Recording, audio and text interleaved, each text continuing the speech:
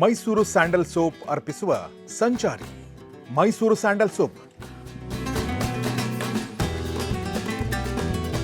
ಭಾರತದ ಹೆಮ್ಮೆ, ವಿಶ್ವದ ಆಯ್ಕೆ. ಇನ್ನೊಂದು ಇಂಪಾರ್ಟೆಂಟ್ ಮ್ಯಾಟರ್ ಏನಂತಂದರೆ ಮೆಡಿಸನ್ ಕಿಟ್. ಸೊ ನೀವು ಹೋಗೋಂಥ ಟ್ರೆಕ್ಕಿಂಗ್ ಗ್ರೂಪ್ ಜೊತೆ ಕೂಡ ಸಾಕಷ್ಟು ಇದಿರುತ್ತೆ, ಅಂದರೆ ಅವ್ರ ಹತ್ರ ಮೆಡಿಸಿನ್ಸ್ ಇರುತ್ತೆ. ಆ ಟೈಮಿಗೆ ಏನು ಬೇಕೋ ಆ ಟೈಮಿಗೆ ಬೇಕಾಗಿರುವಂಥ ಕೆಲವೊಂದು ಮೆಡಿಸಿನ್ಸನ್ನು ಅವ್ರು ಇಟ್ಕೊಂಡಿರ್ತಾರೆ. ಒಂದು ಲೂಸ್ ಮೋಷನ್ ಟ್ಯಾಬ್ಲೆಟ್ಸು, ಜೊತೆಗೆ ಜ್ವರ ಬಂದರೆ ಜ್ವರ tablets, pain killer, allergy tablets, ಇವೆಲ್ಲ ಅವರು ಕೆಲವೊಂದು ಇಟ್ಟಿರ್ತಾರೆ. ಬಟ್ ನೀವು ಎಲ್ಲರೂ ಹೋಗ್ತಿದ್ದೀರಾ ಅಂತಂದರೆ ಬೇರೊಬ್ಬರ ಮೇಲೆ, ಯಾವುದೇ ಒಂದು ಟೀಮ್ ಮೇಲೆ ಡಿಪೆಂಡ್ ಆಗ್ದಂಗೆ ನಿಮ್ಮ ಪರ್ಸ್ನಲ್ ಮೆಡಿಕೇಷನ್ ಏನಿರುತ್ತೆ. ಈಗ ಎಕ್ಸಾಂಪಲ್ ನನಗೆ ಅಸ್ತಮಾ ಇದೆ, ಸೊ ನನ್ನ ಅಸ್ತಮಾ ರಿಲೇಟೆಡ್ ಏನೇನು ಔಷಧಿ ಇದೆ ಅದನ್ನೆಲ್ಲ ನಾನು ಕ್ಯಾರಿ ಮಾಡ್ತೀನಿ. ಸೊ ಫಸ್ಟ್ ಟೈಮ್ ನಾನು ಚಾದರಿಗೆ ಹೋದಾಗ ನನಗೆ ರೋಟಾ ಕ್ಯಾಪ್ಸ್ ತೊಗೋತಿದ್ದೆ. ರೋಟಾ ಕ್ಯಾಪ್ಸಲ್ಲಿ ಕೋಲ್ಡಿಗೆ ಓಪನ್ ಆಗಲ್ಲ ಮತ್ತು ನನಗೆ ಒಳಗಡೆ ಎಳ್ಕೊಳಕ್ಕಾಗಲ್ಲ. ಫಸ್ಟ್ ಟೈಮ್ ಪಫ್ ಟ್ರೈ ಮಾಡೋಣ ಅಂತ ಮೆಡಿಕಲ್ ಸ್ಟೋರಲ್ಲಿ ಹೋಗಿ ಪಫ್ ಕೇಳಿದೆ. ಅವ್ರಂದರು, ಸರ್ ಇದು -ಡಿಗ್ರಿಲಿ ವರ್ಕ್ ಆಗುತ್ತಾ, ಗಡ್ಡೆ ಆಗಿಬಿಡತ್ತಾ ಅಂತ.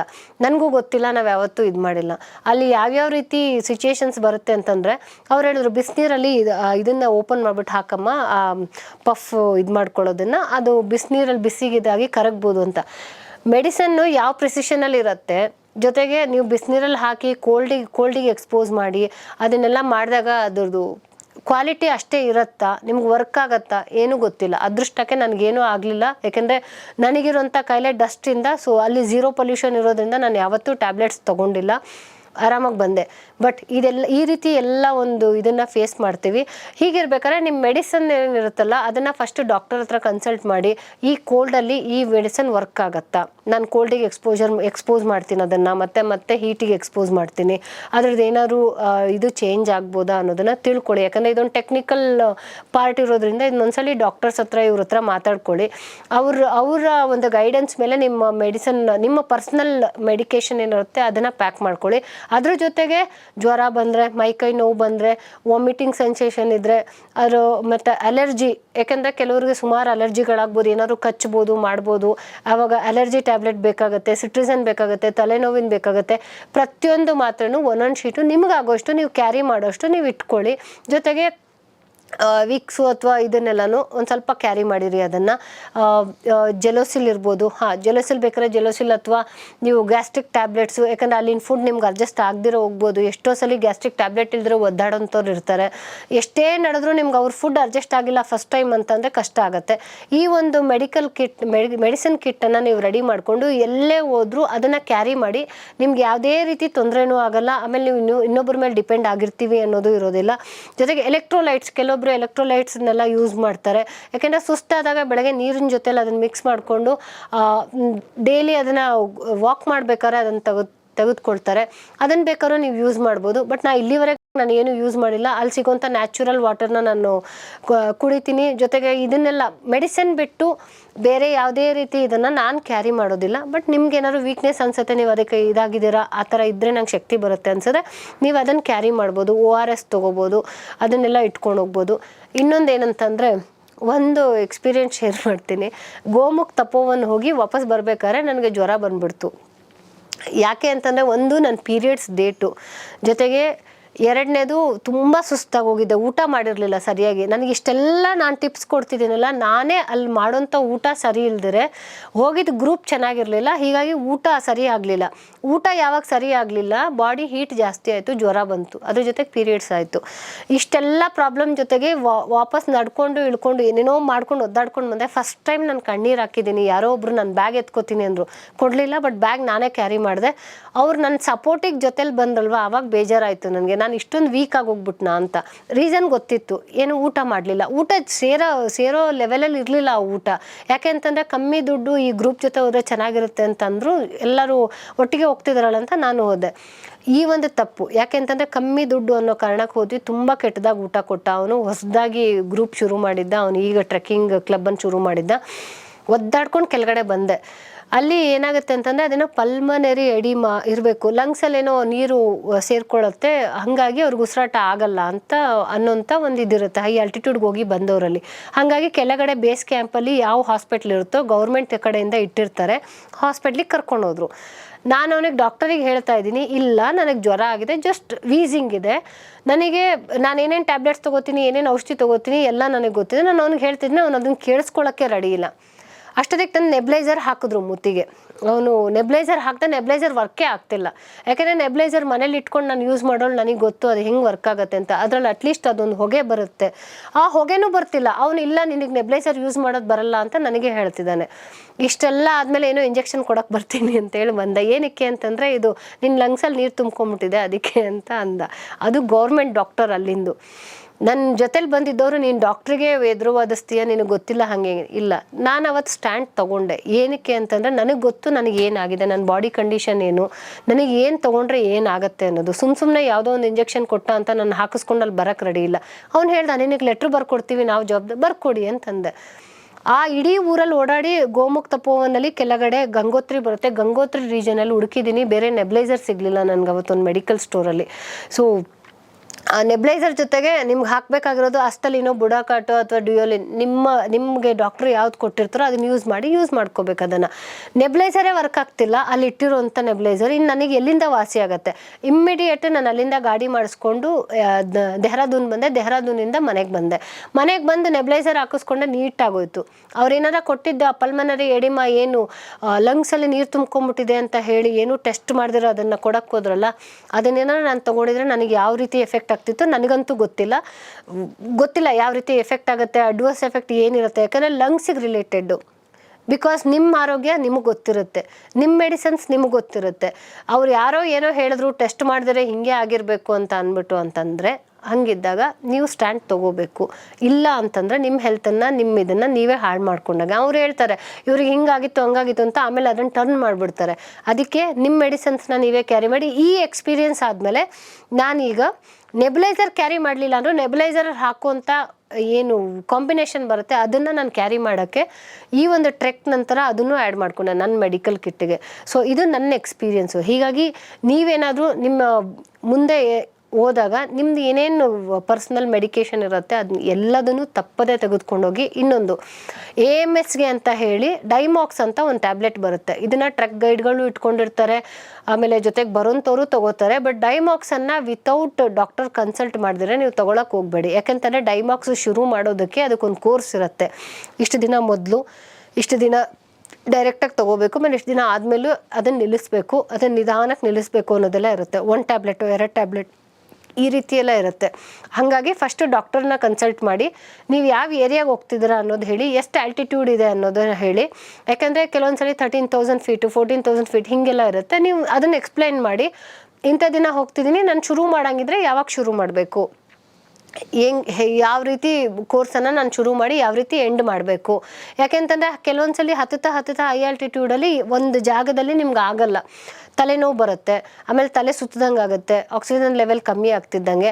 ಅವಾಗ ಏನು ಮಾಡ್ತಾರೆ, ಅವ್ನು ಎತ್ತಿ ಡೈಮಾಕ್ಸ್ ಕೊಡು ಅಂತಾರೆ. ಅದು ಒಳ್ಳೆಯ ಹ್ಯಾಬಿಟ್ ಅಲ್ಲ. ಯಾವ ಟೈಮಲ್ಲಿ ತೊಗೋಬೇಕು, ಎಷ್ಟು ತೊಗೋಬೇಕು ಅನ್ನೋದು ಕೂಡ ನಿಮಗೆ ಗೊತ್ತಿರಬೇಕು.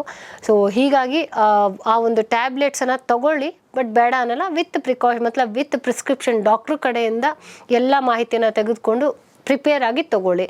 ಸೊ ಇದ್ರ ಜೊತೆಗೆ ಇನ್ನೂ ಒಂದು ಹುಡುಗಿಯರಿಗೆ, ಮೇಯ್ನಾಗಿ ಹುಡುಗಿಯರಿಗೆ ಹೇಳೋದು, ರೆಪ್ಯೂಟೆಡ್ ಟ್ರೆಕ್ಕಿಂಗ್ ಗ್ರೂಪ್ಸ್ ಜೊತೆ ಹೋದರೆ ನಿಮಗೆ ನಿಮ್ಮ ಪೀರಿಯಡ್ಸ್ ಟೈಮಲ್ಲಿ ಸ್ಯಾನಿಟರಿ ಪ್ಯಾಡ್ಸ್ ಅವೈಲಬಿಲಿಟಿ ಇದೆ. ನೀವೆಲ್ಲೂ ಕೂಡ ನಾಚಿಕೆ ಪಟ್ಕೋಬೇಕಾಗಿಲ್ಲ. ನಿಮ್ಮ ಟ್ರೆಕ್ಕರಿಗೋ ನಿಮ್ಮ ಗೈಡಿಗೋ ಯಾರಿಗೋ, ಹುಡುಗ ಇರಲಿ ಹುಡುಗಿರಿರಲಿ, ನಾನು ಇಷ್ಟು ಟ್ರೆಕ್ಕಿಂಗ್ ಹೋಗಿದ್ದೀನಿ, ಸುಮಾರು ಟ್ರೆಕ್ಸಲ್ಲಿ ನಾನು ಒಂದೇ ಹುಡುಗಿ, ನನ್ನ ಜೊತೆ ಇದ್ದ ಪಾರ್ಟಿಸಿಪೆಂಟ್ಸ್ ಅಷ್ಟು ಜನ ಹುಡುಗರು.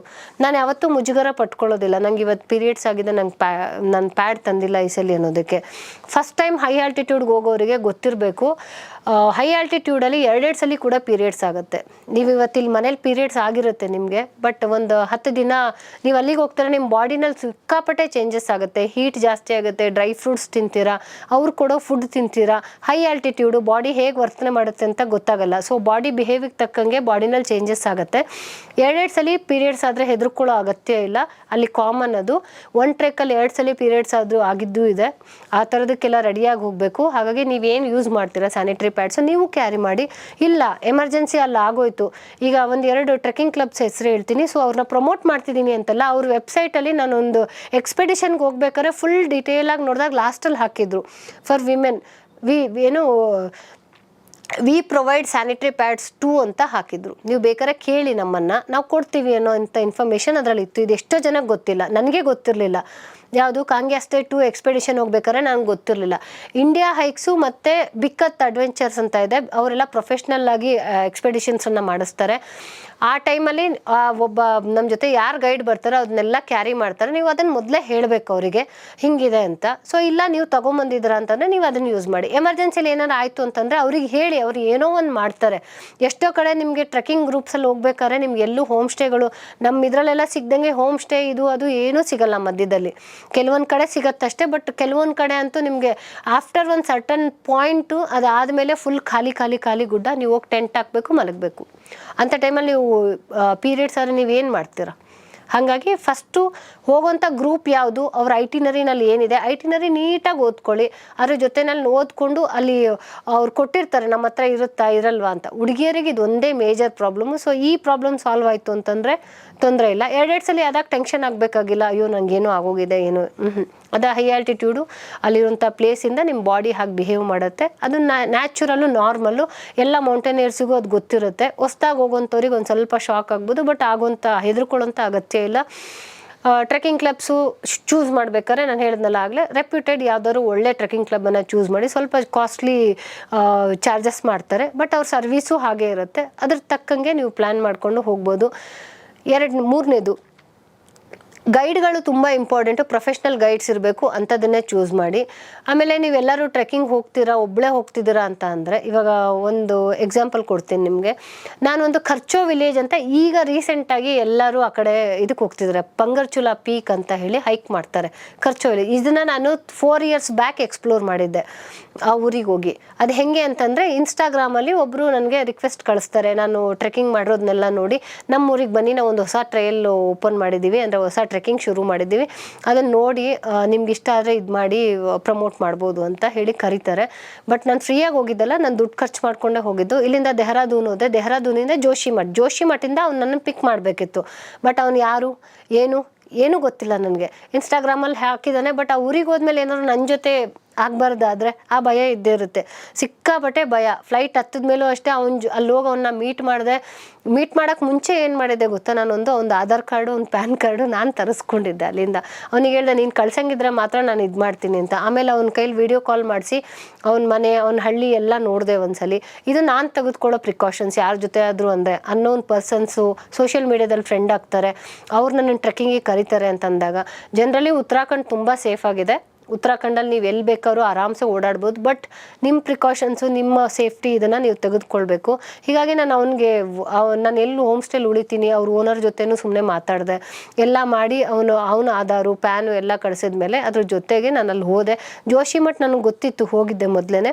ಜೋಶಿಮಠಲ್ಲಿ ಒಂದು ಹೋಟ್ಲಲ್ಲಿ ನನ್ನನ್ನು ಪಿಕಪ್ ಮಾಡಿ ಅಲ್ಲಿಂದ ಹೋಮ್ ಸ್ಟೇ ಕರ್ಕೊಂಡು ಹೋಗ್ತಾರೆ.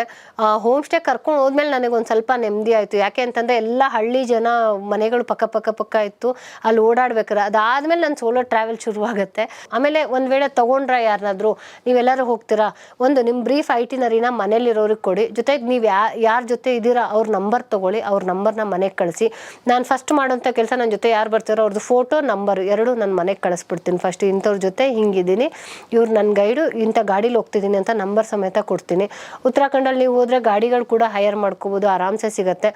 ಬೆಂಗಳೂರಿಂದ ಎಷ್ಟು ಜನ ಚಾರ್ಧಾಮ್ ಯಾತ್ರೆ ಮಾಡಿದ್ದಾರೆ, ಎಷ್ಟು ಜನ ತೀರ್ಥಯಾತ್ರೆಗೆ ಹೋಗಿದ್ದಾರೆ, ಎಷ್ಟು ಜನ ಟ್ರೆಕ್ಕಿಂಗ್ ಹೋಗ್ತಾರೆ, ತುಂಬ ಜನ ಹೋಗ್ತಾರೆ. ಹೋಗಿ ಬಂದಾಗ ಸೋಷಿಯಲ್ ಮೀಡಿಯಾದಲ್ಲಿ ಒಂದು ಸ್ವಲ್ಪ ಸರ್ಚ್ ಮಾಡಿ, ನೀವು ಅವ್ರು ಹಾಕಿರೋಂಥ ಪೋಸ್ಟ್ಗಳು, ನೀವು ಯಾವ ಜಾಗಕ್ಕೆ ಹೋಗ್ತಿದ್ದೀರಾ ಆ ಹ್ಯಾಶ್ಟ್ಯಾಗ್ ಹಾಕಿ ಆ ಜಾಗದ ಹೆಸರು ಹಾಕಿದ್ರೆ ಎಲ್ಲ ಪೋಸ್ಟ್ಗಳು ಬರುತ್ತೆ. ನೀವು ಅದರಲ್ಲಿ ಅವ್ರ ಜೊತೆ ಕಾಂಟ್ಯಾಕ್ಟ್ ಮಾಡಿಕೊಂಡು ಮೆಸೇಜ್ ಮಾಡಿ ಇನ್ಫಾರ್ಮೇಷನ್ ತೆಗಿಬೋದು.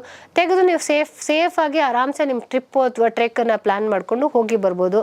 ಹಿಂಗಿದ್ದಾಗ ಸೋಷಿಯಲ್ ಮೀಡಿಯಾನ ನಾವು ಈ ರೀತಿಯೂ ಯೂಸ್ ಮಾಡ್ಕೋಬೋದು. ಬರೀ ರೀಲ್ಸ್ ಹಾಕೋದಕ್ಕೆ ಅಂತಲ್ಲ, ಇನ್ಫಾರ್ಮೇಷನ್ ಯಾವ ರೀತಿ ತೆಕ್ಕೊಬೇಕು. ಎಷ್ಟು ಜನ ನನ್ನನ್ನು ಹಿಂಗೆ ಕಾಂಟ್ಯಾಕ್ಟ್ ಮಾಡ್ತಾರೆ ಅಂದರೆ, ನೀವು ಈ ಜಾಗಕ್ಕೆ ಹೋಗಿದ್ರಿ, ಇದು ಹೆಂಗಿದೆ, ಸೊ ಅಲ್ಲಿ ಏನಾದ್ರು ಕಾಂಟ್ಯಾಕ್ಟ್ ಸಿಗುತ್ತಾ, ಹೀಗೆ ಎಷ್ಟೋ ಜನ ಕಾಂಟ್ಯಾಕ್ಟ್ ಕೊಟ್ಟಿರೋರು ಇದ್ದಾರೆ ನನಗೆ. ಆಮೇಲೆ ನಾನು ಇವಾಗ ಯಾರಿಗಾನ ಹೋಗಬೇಕು ಅಂತಂದರೆ, ಯಾರಾದರೂ ಗೈಡ್ ಇದ್ದಾರೆ ಅಂತಲೇ ನಾನು ಅವ್ರಿಗೆ ನಂಬರ್ ಕೊಡ್ತೀನಿ. ಒಬ್ರು ಯಾರೋ ಒಳ್ಳೆ ಡ್ರೈವರ್ ಸಿಕ್ಕಿದ್ರು, ಸೊ ಅವ್ರು ಇದ್ದವಾಗ ನಾನು ಆ ನಂಬರ್ ಒಂದು ಕೊಡ್ತೀನಿ. ಎಷ್ಟೋ ಜನ ಕೇದಾರ್ನಾಥ್ಗೆ ಹೋಗ್ಬೇಕಾದ್ರೆ ಕೇಳ್ತಾರೆ ಹೋಟೆಲ್ ನಂಬರ್ ಇದೆಯಾ ಅಂತ. ಅಲ್ಲಿಂದ ಬಂದಾಗ ಹೋಟೆಲ್ ನಂಬರ್ ತಂದಿರ್ತೀನಿ, ಆ ಹೋಟೆಲ್ ನಂಬರ್ ಅವ್ರಿಗೆ ಶೇರ್ ಮಾಡ್ತೀವಿ. ಈ ಥರ ನನಗೂ ಹೆಲ್ಪ್ ಮಾಡಿದವ್ರು ಇದ್ದಾರೆ. ನಾನು ಸುಮಾರು ಜನಕ್ಕೆ ಅವ್ರು ಏನಾರ ಕೇಳಿದಾಗ ಮಾಹಿತಿನ ಹಂಚ್ಕೋತೀನಿ. ಸೋಷಿಯಲ್ ಮೀಡಿಯಾದಲ್ಲಿ ಸಿಕ್ಕಾಪಟ್ಟೆ ನೀವು ಏನಕ್ಕೋ ಟೈಮ್ ಸ್ಪೆಂಡ್ ಮಾಡ್ತೀರ, ಈ ರೀತಿ ಟೈಮ್ ಸ್ಪೆಂಡ್ ಮಾಡಿ ಆರಾಮ್ಸೆ ಇನ್ಫಾರ್ಮೇಷನ್ ಗ್ಯಾದರ್ ಮಾಡ್ಬೋದು, ಮಾಡಿ ಆರಾಮ್ಸೆ ಹೋಗ್ಬೋದು. ಫಾರಿನ್ ಟ್ರಿಪ್ಗಳನ್ನೆಲ್ಲ ಇದೇ ರೀತಿ ಪ್ಲ್ಯಾನ್ ಮಾಡಿದವ್ರು ಎಷ್ಟೋ ಜನ ಇದ್ದಾರೆ. ಬಟ್ ಹೇಳ್ತಾರೆ ಸೋಲೋ ಅಂತ, ಬಟ್ ಜೊತೆಗೆ ಯಾರಾದರೂ ಒಬ್ಬರನ್ನ ಕರ್ಕೊಂಡೋಗಿರ್ತಾರೆ, ಏನಕ್ಕಾದರೂ ಇರುತ್ತೆ ಅನ್ನೋಂಥದ್ದು ಅದು ಇರುತ್ತೆ. ಬಟ್ ಸೇಫಾಗಿ ಹೋಗಿ ಸೇಫಾಗಿ ಬರ್ಬೋದು ಅನ್ನೋ ಧೈರ್ಯ ಇದ್ದರೆ ನೋಡಿ, ಎಲ್ಲ ಇನ್ಫಾರ್ಮೇಷನ್ ಕಲೆಕ್ಟ್ ಮಾಡಿ ಸೋಲೋ ಟ್ರಾವೆಲ್ ಈಸಿಯಾಗಿ ಮಾಡ್ಬೋದು. Thank you. Mysuru sandal soap ಅರ್ಪಿಸುವ ಸಂಚಾರಿ. Mysuru sandal soap